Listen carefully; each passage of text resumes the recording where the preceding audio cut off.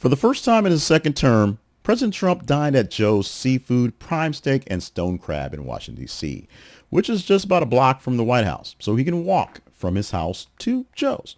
He used the outing to spotlight his federal crime crackdown and proclaimed D.C. is now virtually crime-free. He urged locals to return to restaurants, saying that they're booming. Although one of the biggest things are in the picture not seen here, another angle which shows lots of pictures, a lot of more black SUVs, a lot of backup, a lot of people standing around that are Secret Service, and the fact that you sort of had to plan ahead this because they don't just let random people have dinner while the president's inside.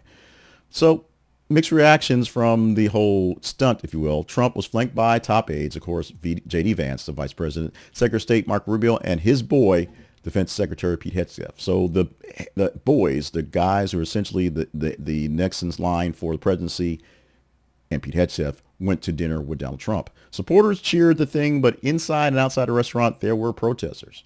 A lot of them outside with free D.C. and free Palestine, because since you're free D.C., why not free Palestine? And also, the Trump is a Hitler of our time states.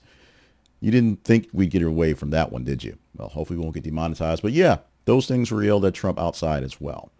Now, the protests sparked criticism from Trump's loyalists, who blamed the Secret Service for letting the demonstrators get so close.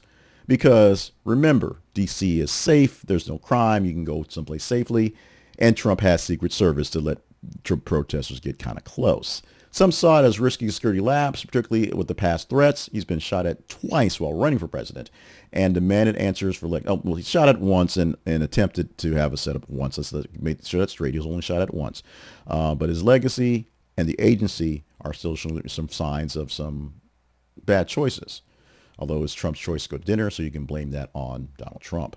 But it was more than a meal. It was definitely a big show of Trump love. He faced questions about not dining out in D.C. before, because he likes fried chicken in his bedroom, and he's stepping into the city dining scene was meant to project confidence, even though mixed reactions. As the team entered, he told reporters this outing proved effectiveness of crime policies and the Secret Service. Meanwhile, because this thing was booked ahead of time and you basically set these in for show, Code Pink organizers actually revealed they booked seats near the president at the last minute so they could speak to him directly and the administration in protest of foreign domestic policy. The chants were captured on video and widely shared online. Yes, there were protests inside. Yes, they were vetted to a point. No one was thrown to the ground and beaten up, but you get the point.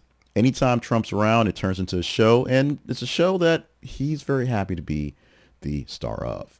The visual move was going out to dinner, symbolized confidence in the declared public safety gains and showing that law and order works in D.C., although law and order is showing it works around the building where Donald Trump lives and works. The security concerns actually arise from having Trump wander out in the street, number one, and number two, the shift took the spotlight off other things, i.e. the Epstein files. Because if we're talking about Trump going to dinner, we're not talking about Epstein. We should stop talking about Epstein. We should talk about him much less. He should not be an issue. But the big reason why he's an issue is to do what we can to not talk about him, but to hope it goes away. Epstein's not going away. Crime can't be eliminated completely. And Trump walking down to a seafood restaurant a block from his house isn't really proving very much. It is what was done. So it is what we have to use as a measuring stick. You get the chance, you have the right, you have the key strokes and the power to comment.